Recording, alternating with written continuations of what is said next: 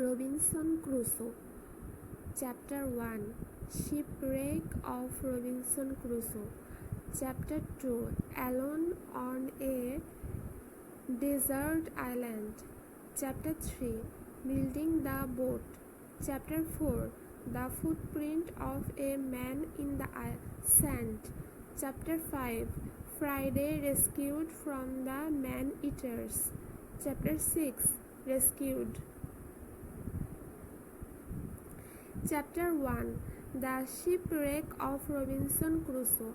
After living in Brazil for almost 4 years and thriving on my plantation, I not only learned the language but also built friendships with fellow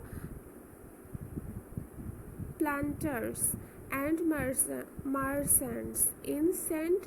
Salvador, our port. In my conversation with them, I often reported on my 2 trips to the Guinea coast, how I traded there, and how easy it was to sell small items such as bears, toys, knives, scissors, excess piece of glass, and the like.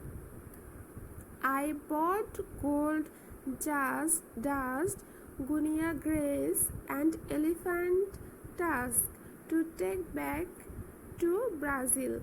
They listened very attentively to my trading stories. At the time, trading was not a craft that was practiced very much.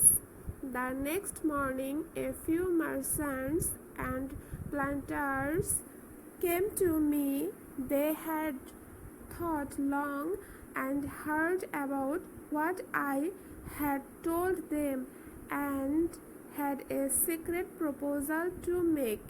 I had to swear to keep the secret. They told me that they planned a sail to Guinea with a ship.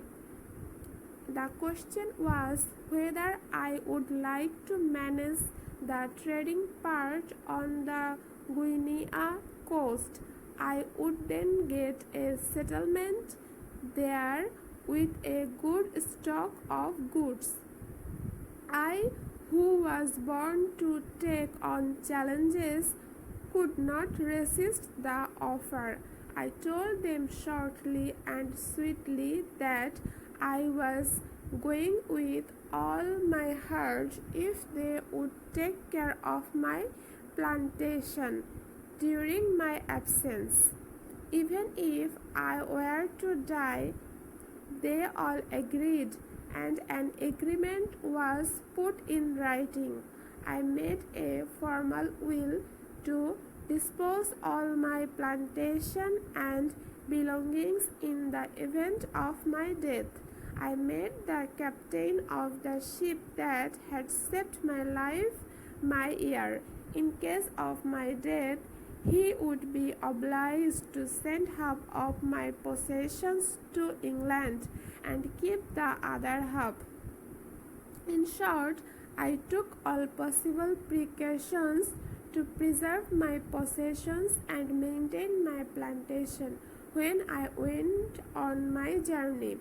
Of course, if I had really been careful, I would never have left such a prosperous venture to make a dangerous sea voyage.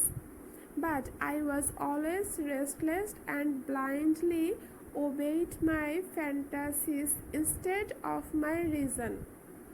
So when the ship was ready, I went abroad at the dark hour.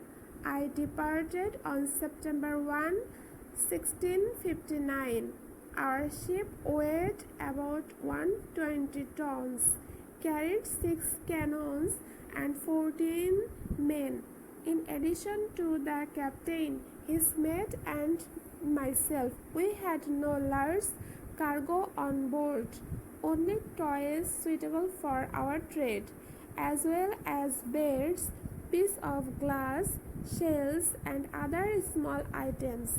but also handy items such as knives, scissors, and axes.